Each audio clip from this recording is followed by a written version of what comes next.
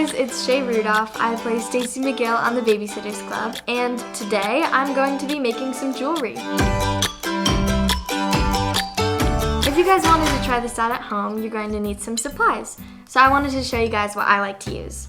So you're going to need string. My favorite kind is called bead cord. Beads, obviously. O-rings. These are just like little metal rings that you put on a charm so that they can slide around the necklace. Clasps, a charm of your choice. Fairy charm, I have a dolphin. You do not have to use a charm. I just think that they make a necklace pretty cute. Some crimping beads. These are really cool because they go at the end of your necklace to hold all of the beads in place on the string instead of having to tie a bunch of tiny knots.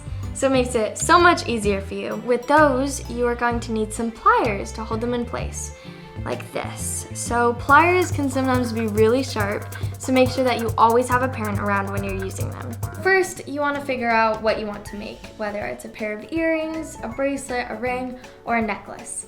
Today, I'm going to be making a necklace because I personally think it's one of the easiest things to do. And my inspiration for this necklace was actually this old bracelet that I made a few years ago. Something cool that you can do when you have an old piece of jewelry like this is you can cut it apart and take off all of the beads and upcycle it into something that you do want to wear. I really like the charms on here. There's this one specific little fairy charm that I want to take off.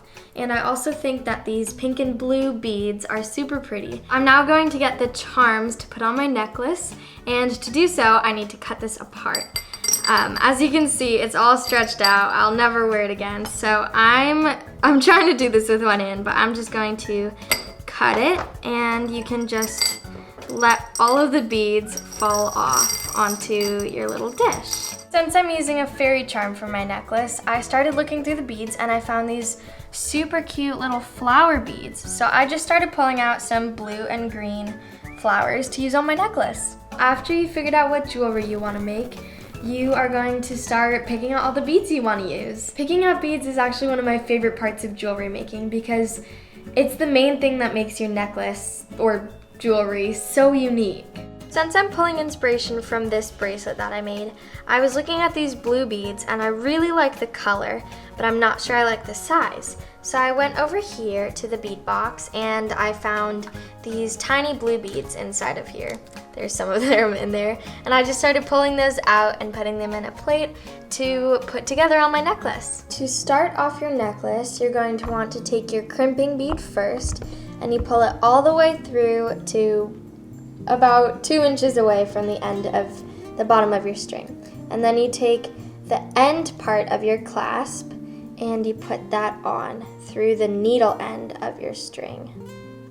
This is very tedious work because they're very tiny. And then you're going to want to pull that through right behind the crimping bead. Once you've done that, you take the needle end of the string again and you put it back through the crimping bead so that there's like 2 layers of it in. And you want to hold on to the crimping bead so it doesn't slide around, and you just start pulling it all the way through, pulling it, and then you get it so that it's like that. So then the end part is in a little loop with the crimping bead at the bottom. Once you have that, you're going to want to tie 1 or 2 knots. I usually do 1 because it makes it a little thinner. You tie it really tight, and then you take your pliers. Make sure you have a parent around for this part. You take your pliers and you squeeze the crimping bead closed. So then it's all flat and then it doesn't move around. This is when the fun begins. I just put my charm on the O-ring and now I'm going to put it on my necklace. This is the pattern that I'm making and I'm just gonna go ahead and repeat that until my necklace is full.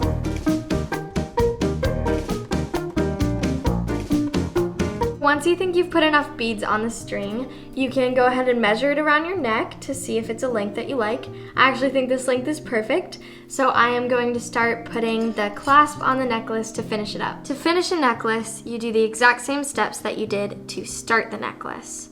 You put the crimping bead on first, and then the claw part of the clasp that closes it together, and then you put the string back through the crimping bead and pull it closed. Ta-da! 1 whole bag of chocolates, and an hour later, I've finished my necklace.